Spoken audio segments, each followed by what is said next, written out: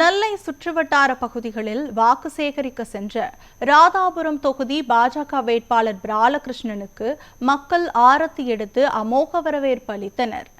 நெல்லை மாவட்டம் ராதாபுரம் சட்டமன்ற தொகுதியில் பாஜக சார்பில் போட்டியிடும் வேட்பாளர் பாலகிருஷ்ணன் கிராம பகுதிகளில் தீவிர வாக்கு சேகரிப்பில் ஈடுபட்டு வருகிறார். அதன் ஒரு பகுதியாக மதகநேரி, ஆவரைக்குளம், செம்பிக்குளம், பிள்ளையார் குடியிருப்பு உள்ளிட்ட பகுதிகளில் பொதுமக்களிடம் வாக்கு சேகரித்தார். அவருக்கு மக்கள் ஆரத்தி எடுத்து மாலை அணிவித்து ஆதரவு தெரிவித்தனர். இதனைத் தொடர்ந்து பேசிய அவர், திமுக ஆட்சியில் 48 குளங்களை வறண்டு போக செய்துவிட்டனர் என வேதனை தெரிவித்தார்.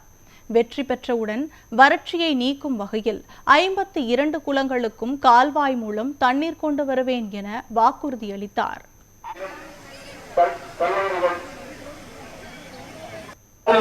எடப்பாடியார் ஆட்சி அமைஞ்சிட உங்களது பொன்னார வாக்குகளை எல்லாம் தாமரை சின்னத்தில். அதாவது இந்த குளத்து தண்ணீரில் மட்டும் 13,000 ஏக்கர் பாசனத்தை நாம் பெறுகின்றோம். அது போக ஒரு 6,000 ஏக்கர் நேரடி பாசனமாக நாம் இங்கே அந்த கால்வாயில் இருந்து பாசனத்தை பெறுகின்றோம். அப்படி ஒரு 19,000 ஏக்கர் நமது பகுதியிலே பாசனத்திற்கான கால்வாயை காமராஜர் அவர்கள் அமைத்துக் கொடுத்தார்கள். ஆனால் அதன் பிறகு வந்த இந்த திமுக அரசு அதை கண்டுகொள்ளாமல் இப்போது வெறும் 4-5 குளங்களை மட்டும் நிரப்பிவிட்டு மீதி இருக்கின்ற 52 குளங்களில் 48 குளங்கள் நிரம்பவில்லை. இப்படிப்பட்ட ஒரு மோசமான ஆட்சியை அகற்ற வேண்டும்.